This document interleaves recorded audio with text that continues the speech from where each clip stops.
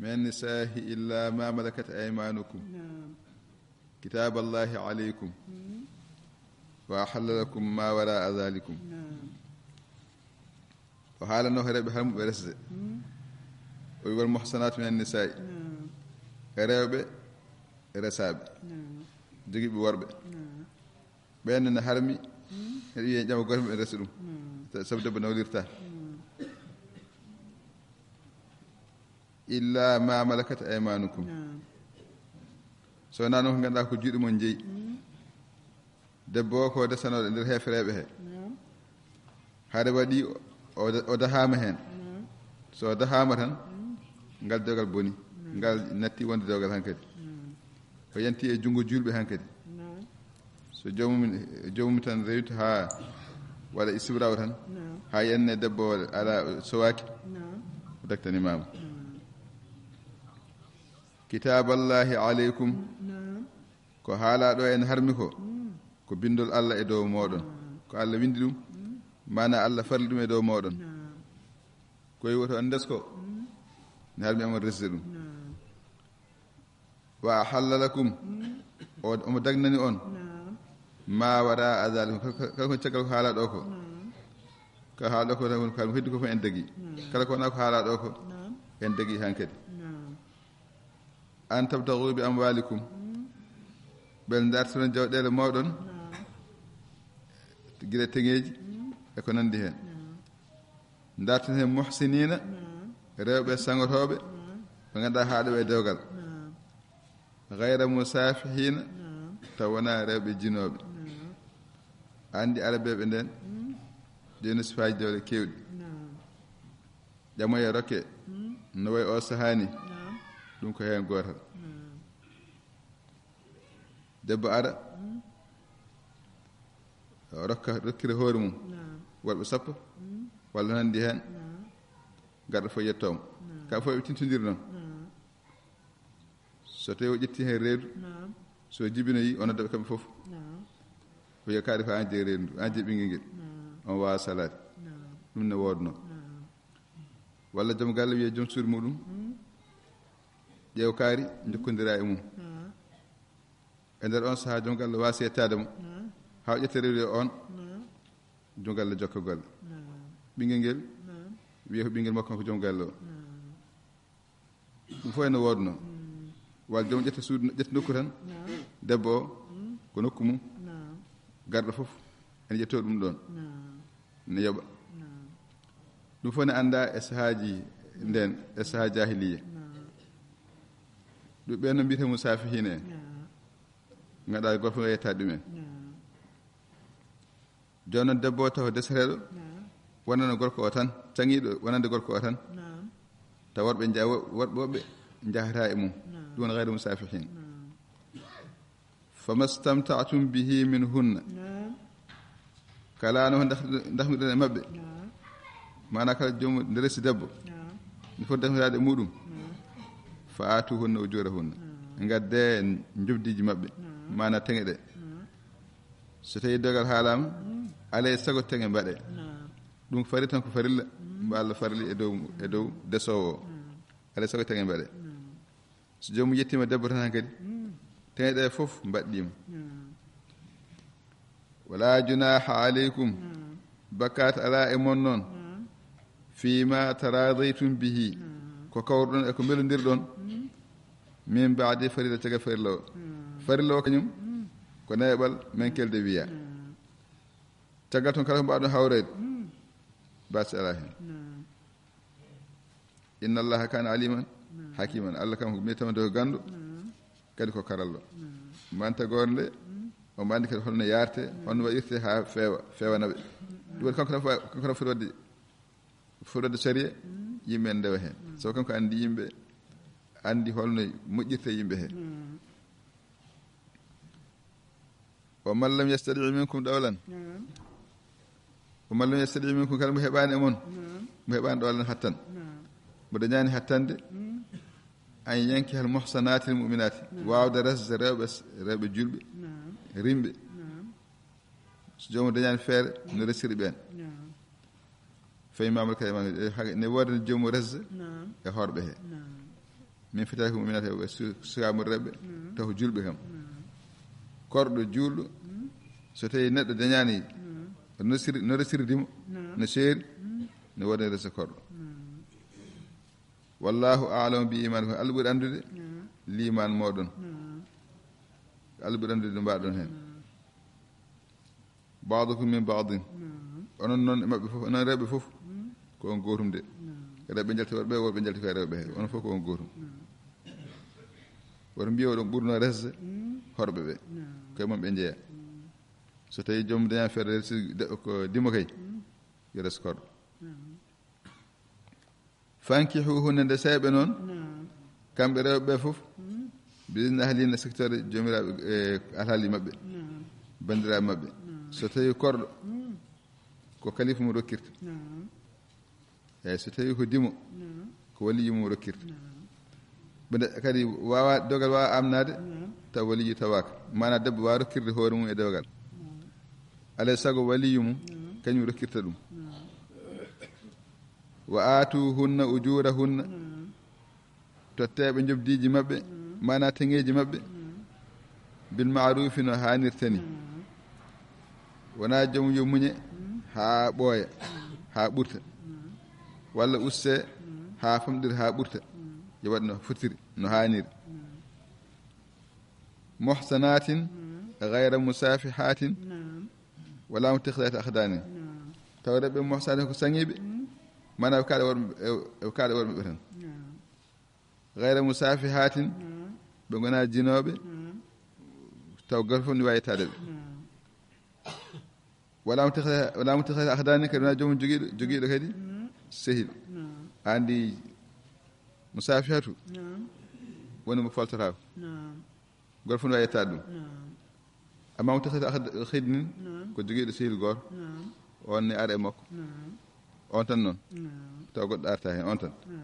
ɗum wiyete mutikhidati akhdani ɗum fof noon islam jaɓani debbo ma kay ko yon en tan goto jeeyi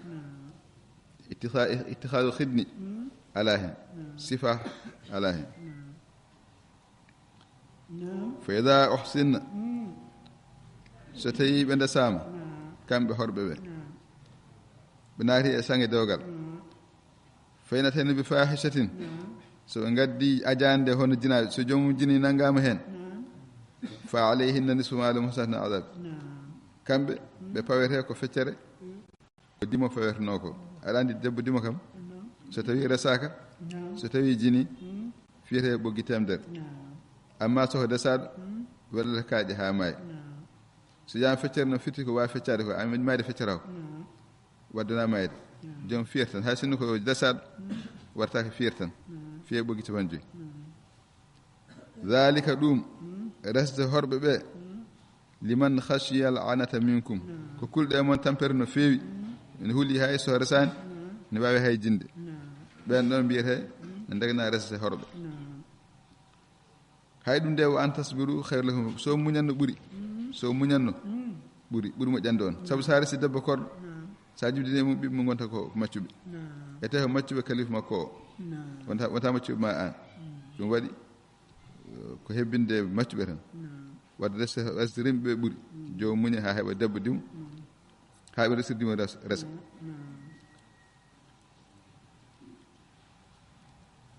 wallahu allah gafurum ko kafurowo rahimu jurmotoɗo yuridullahu allah yiɗi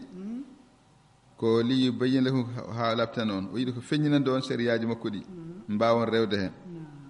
kadi o hollo maslahaji gueɗe moɗon mbawon abbade hen ɗum ɓuuri moƴƴude moon wa yahdiyakum o rewna on sunana qablikum sunnaji laaɓi ardiɓe on ɓe o rewna laaɓi ardiɓe on hen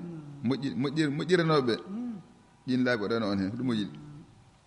way tubaade ko kadi o jaɓa on tuubuye o jaɓana on tuubuye no duttude makko o jaɓa duttagol mum faade makko ngol wallahu alimu allah ko gandu hakimu kadi karallo ko gandu omo andi on no feewi kadi ko karallo omo andi holno watta ha mbawa ruttade e makko duttagol kadi ko beɓgol taw tampinani on wallahu yuridu an yatuba aleykum allah yiɗi ko jaɓan ɗon tuubuye allah yiɗi ko yo on mbaɗ e sif mo ganduɗa oɗon tuuba o jaɓa ɗon tuubuye on ɗum o yiɗi kanko kono wa yuridu alladhina yattabi'una ash-shahawati an tamilu maylan aziman amma abbiɓe tuyeji pittali ɓe yahude nasara e majjusi ko nande ɓen sagoji mumen ko an tamili ko yo on gooño maylan aziman gooñogol mawgol ɓe jiɗi ko yo on gooño jalton e pewal he jalton e rentare he naton e woñare he e bonande he e abbade beɗa pittali bonnon yuridullahu Allah muuyi Allah yiɗi ko añi hafi alima ko hoytinande on yiɗi ko hoytinande on o wemna ha weeɓa keɓon hunde fof tawne newi ene weeɓi sa ƴeewi haydewle sunnaji ko fawa hen ko sunna fawi hen ko teŋe ɓolo sunna fawi hen ko adaji fawi hen ko gaddi hen joorade en gaddi hen ñumburde en gaddi hen wutte baaba en gaddi hen gaddi ha wayno bone gaddi hen otosaji en gaddi hen fof ko adaji gaddi ɓeydina ha heewi ɗum fof teddina on adda on teddedi te usta barke dewgal ngal te wakholga insan taga ko en loyi a yettani yimɓe mbaɗa hunde nde ganduɗa nde hay fayida goto ala hen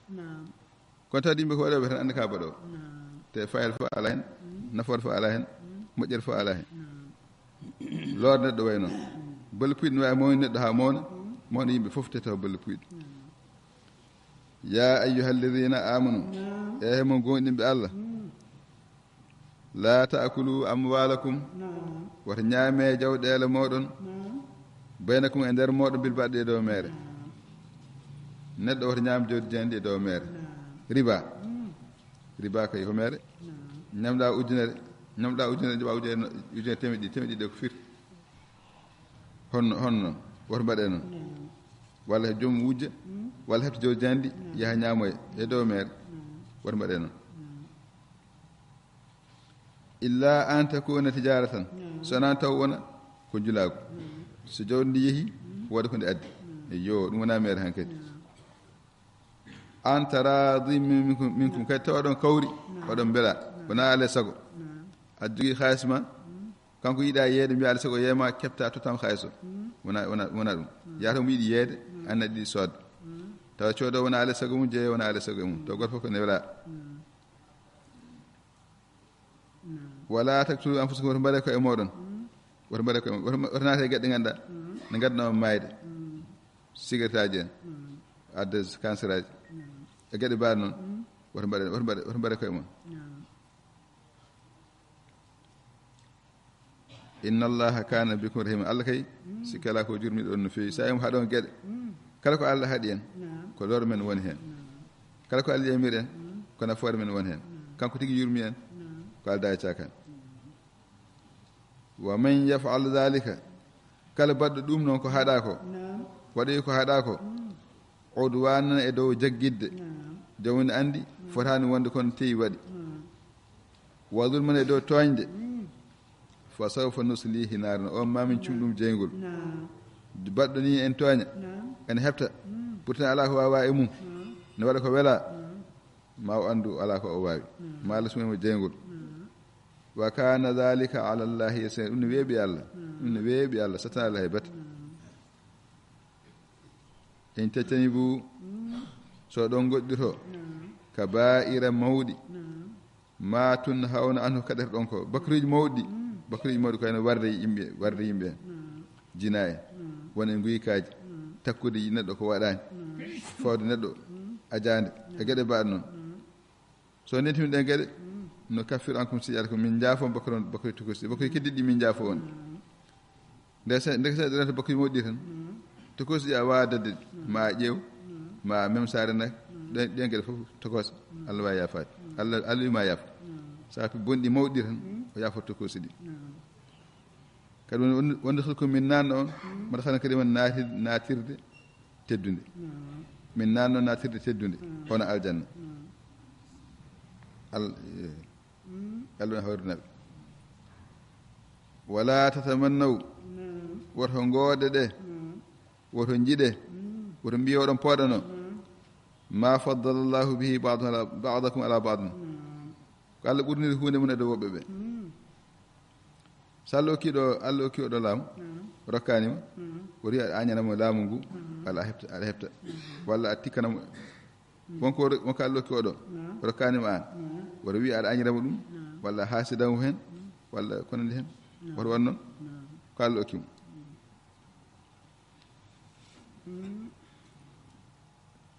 kadi hay rewɓe e mbiyanno e poɗno fodde e worɓe ɓe Allah ala woto mbaɗe noon ko Allah ɓurdi heddiɓe e dow mon ko woto mbiye oɗon poɗno ɗum للرجال نصيب مما اكتسبوا وللنساء نصيب مما اكتسبن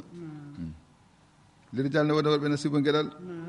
مما اكتسبوا ko pagi ka ko ndo fagiri kala gorko fagiri no jogi hen gadal foti ko jihadi walla ko waawi fagar fof ko jogi hen gadal way ni sayre ben wodi nasibu gadal mimma aktasabu pagi rebe kañum kala fagiri kañum en no jogi hen gadal mana gor fof ko fagiri ko no jogi hen gadal e mi seydna musalma radiyallahu anha o letna kunna rijalan fa jahadna wa kana misla ajri rijal ne mi musalma o wi hanin taf min worɓe men min jaha min mbaɗa jihadi min daña worɓe hono dañata ko e jihadi ko hanin taf min worɓe jaha min daña ɗum Allah wi ala ko Allah heddi ko Allah ɓurdi ɓe ko woto mbiya oɗon gooɗe ɗum onone ko on to keɗɗon ɓe keɗani toon wona moƴƴina on bange ma on daña on e gueɗe mon toon wasalullaha min fadlihi ñaagoɗe Allah e ɓural mum kala ko jiɗɗo kala mbawɗon yidde ñaawde Allah tan mawɗo kon Allah ne jogii fof sa yiɗi goɗɗo hunde woto wi aɗa ñano an kay ñaago Allah tan Allah hokkuma annen haaside ne yurmini dañata goɗɗo dañata Allah hunde fof ne andi sa yimo haalde gueɗe omo andi ɓerɗe no mbayi wali kullin jaalnama waaliye kala neɗɗo debbo goto goto fof e mbaɗa ɗum heediɓe yaadoɓe mum no jogii heediɓe min matta ko walagal buna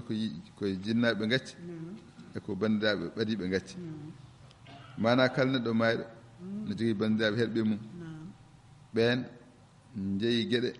e ko ɗacci ko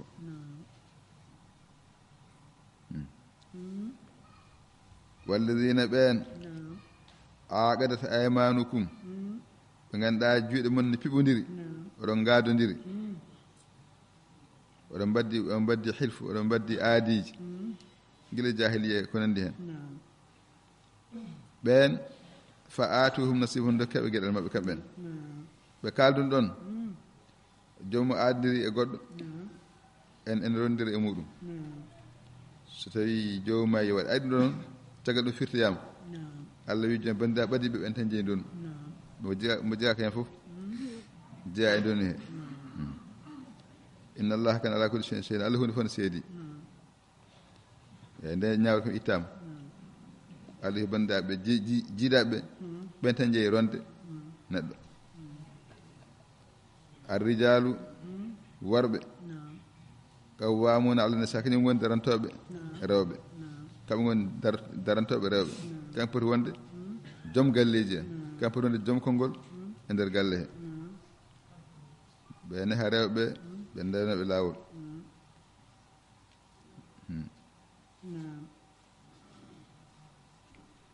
jalluɓe ɓe noon kam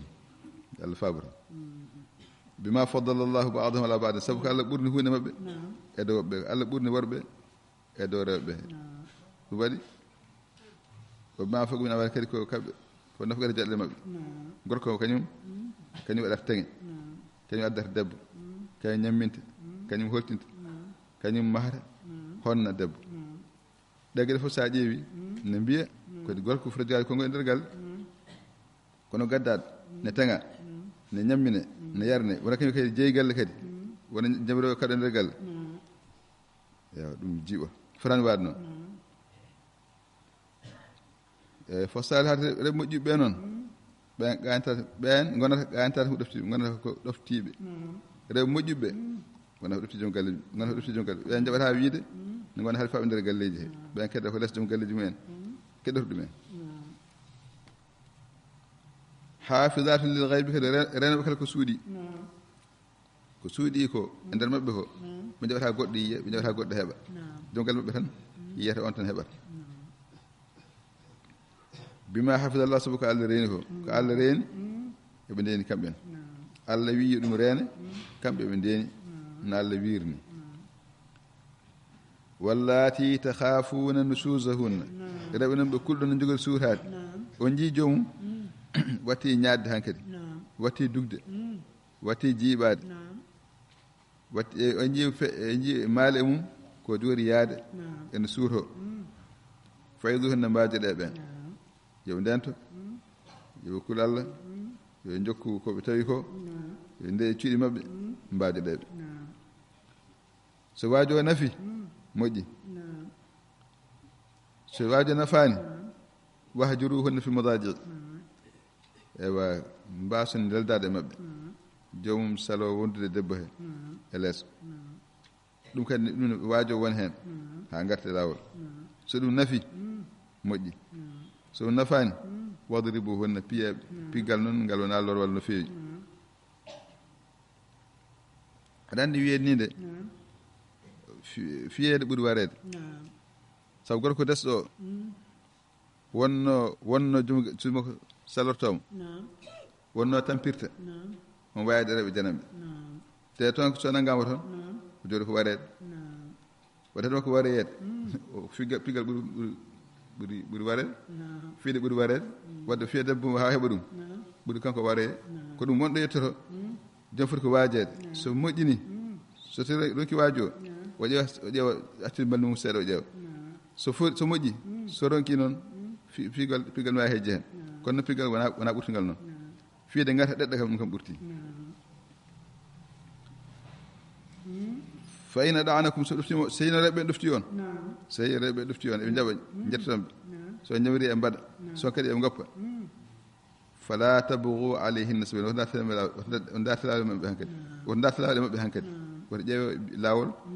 fiideɓe walla lordeɓe walla taƴadeɓe walla woppudeɓe ala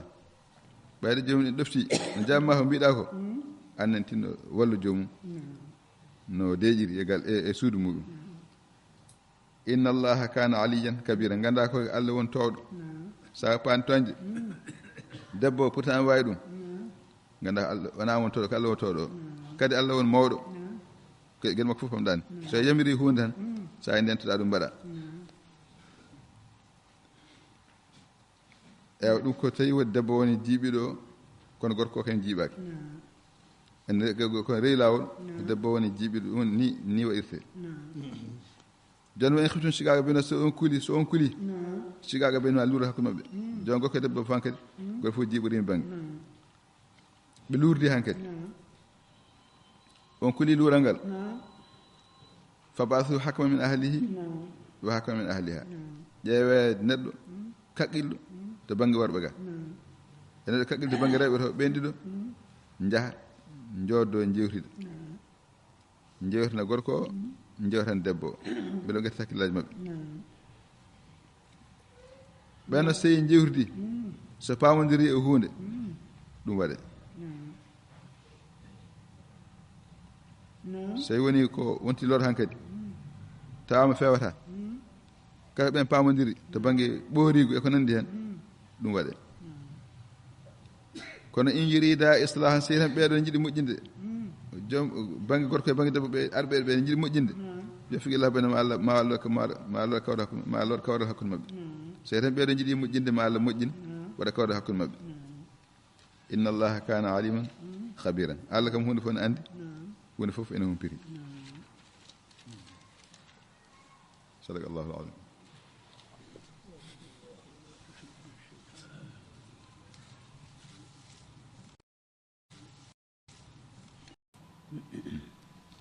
بسم الله الرحمن الرحيم عن ابن عباس رضي الله عنهما أن النبي صلى الله عليه وسلم يوم بدر قال لأبي بكر وعمر ما ترون في هذه الأسارى فقال أبو بكر يا نبي الله هم بنو العم والعشيرة أرى أن تأخذ منهم فدية فتكون لنا قوة على الكفار فعسى الله أن يهديهم للإسلام فقال رسول الله صلى الله عليه وسلم ما ترى يا ابن الخطاب قال لا والله يا رسول الله ما أرى الذي رأى أبو بكر ولكني أرى أن تمكننا فيضرب أعناقهم فتمكن علي من عقيل فيضرب عنقه فتمكني من فلان فأضرب عنقه فإن هؤلاء أئمة الكفر وصناديدها. فهوي رسول الله صلى الله عليه وسلم ما قال أبو بكر ولم يهوى ما قال عمر. فلما كان من الغد جئت فإذا رسول الله صلى الله عليه وسلم وأبو بكر قاعد يبكيان. قلت يا رسول الله أخبرني من أي شيء تبكي أنت وصاحبك. فإن وجدت بكاء بكيت وإلا تباكيت لبكائكما. فقال رسول الله صلى الله عليه وسلم أبكي للذي عرض علي أصحابك من أخذهم الفداء لقد عرض علي عذابهم أدنى من هذه الشجرة. وأنزل الله عز وجل ما كان لنبي أن يكون له أسرى حتى يدخل في الأرض تريدون عرض الدنيا والله يريد الآخرة والله عزيز حكيم. الآيات الثلاث لها مسلم في الجهة الترمذي. ابن عباس الله ولا وبي النبي صلى الله عليه وسلم يوم بدر نيل بدر لي النبي صلى الله عليه وسلم نيل بدر لي قال لأبي بكر وعمر وبي أبو بكر عمر أم حال دم وبي عمر يا أبو بكر حال وبي أبو بكر يا عمر ما ترون في هذه الأسرى هول فيرمون هول يندمون يبيدو ذهاب أسرى بدر يمبي ذهاب بدر بي هول نجير هول نبتن وديسني بي. فقال أبو بكر ويمو يا نبي الله كم بنو أمي بي أنا فنجيد بيبي بابرا من تنغندو ولا شركو بغرور من وندو بندا من غندو أرى من جيمي هن فيرم أنت أخذ من فيديو يا يتم بشوتو يو تشوتو كامل فتكون لنا قوة كو تشوتر توكو وانا انسمب لين جودي كو كبو دين هفرب فاصل الله كدي ياما الله مجرم ان يهدي الاسلام الله نان الاسلام نواي الله فينا بنا الاسلام سو مبرام بكينا الاسلام من هم دي يوم فيرم فقال صلى الله عليه وسلم يا ما ترى ابن خدو ان عمر ان نجيدا ولا فيرماهن هل يندماهن قال لا والله يا رسول الله وبي على كوي من كاي والله ندال ما على ابو بكر ييكو انا دون جيمي دي انا نون جيرو ولكني ارى من كاي جيمي كو انت مكننا كو يا توت من يا هبين من فادو انا من تشد دال من تاجي دال مبي فتمكن علي من اقيل دوكا علي دوكا ما اقيل مينيكو يوم جيدي بابو غو دوكا ما اقيل وتاي دانيمو فادو انا غو تاي دانيمو وتمكن من فمن دوكام كاري وانا بندي كنكو بدي دوكام كاري من فادو مي تاي دانيمو دون جيمي فإن هؤلاء سو بيدو أئمة الكفر كم من علم كيف راغال وساد كم من هوهبه كم من هوهبه كيف راغال ودي بيبر كو وارد هدي بي مبارن تاد. فهوي رسول الله صلى الله عليه وسلم قال ان الله صلى الله عليه وسلم ابو بكر ينوكو no buranum kis o subi dum o yidi dum wala yaha magal mal ko mar wi ko o wasi yidde dum o wasi yadude hen. فلما كان غادي جانغ موم تان جيتو غارم سيدنا عمر حالا غارم فإذا رسول الله صلى الله عليه وسلم وابو بكر قاعد يبكي عندك يون لا صلى الله عليه وسلم ابو بكر بنجودي ابو غاي سيدنا ابو بكر ان لا صلى الله عليه وسلم جودي انا غاي غارم تامي بدون فقلت ميم يا رسول الله ين لا اخبرني شيء تبكي انت وصاحبك حالنا هول غايتا حالنا هول غايتا انا مسدما انا غوندي ما حالنا هول غايتون فما وجدت بكاء سم دني بوجي من بكيتم وي سم دني سم تي ويني وي وإلا سم تي وينا تباكي ويكينو دي بكاء ما سو بوجي مودون دي سم تي ويني وي سم تي ويناك ويكينو باي ودون غي من ويكينو.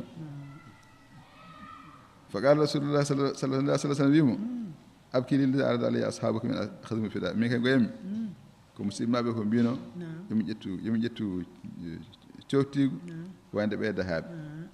njammi dum dengo yami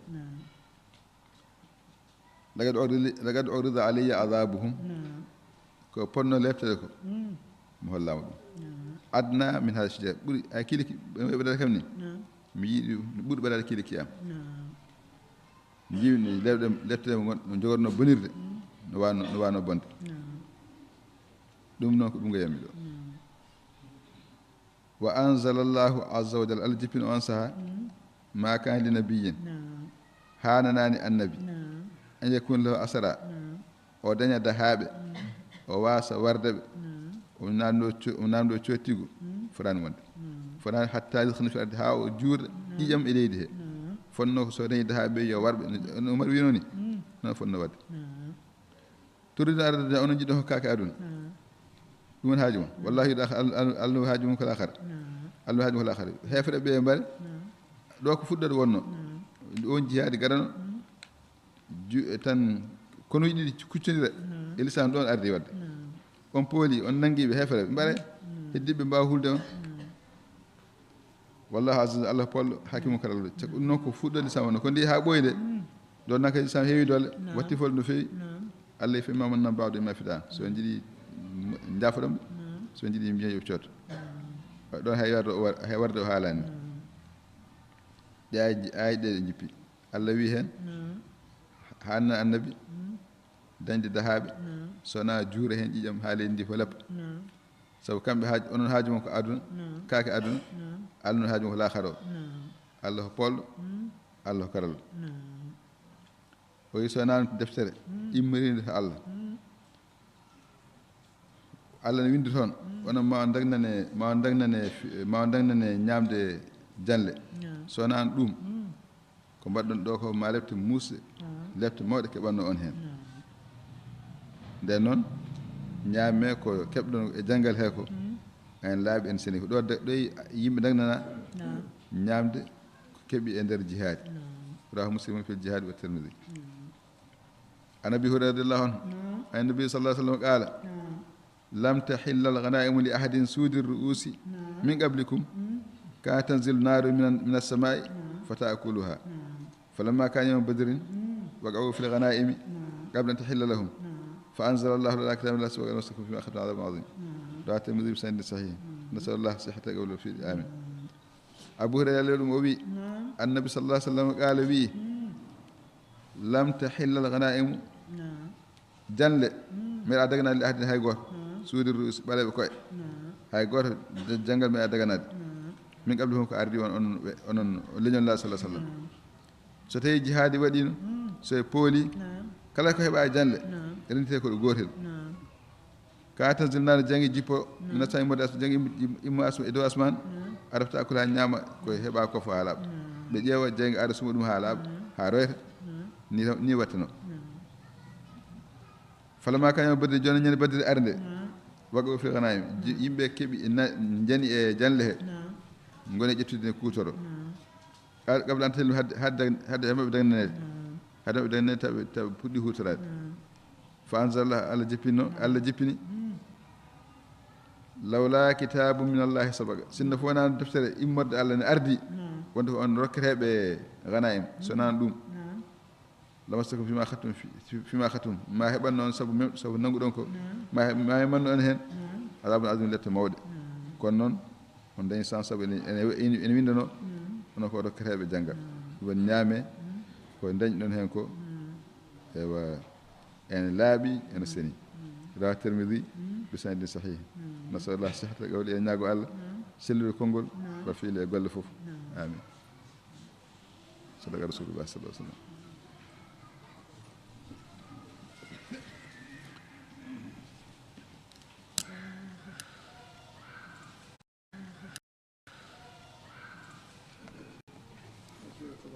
فاتحة صلاة الفاتح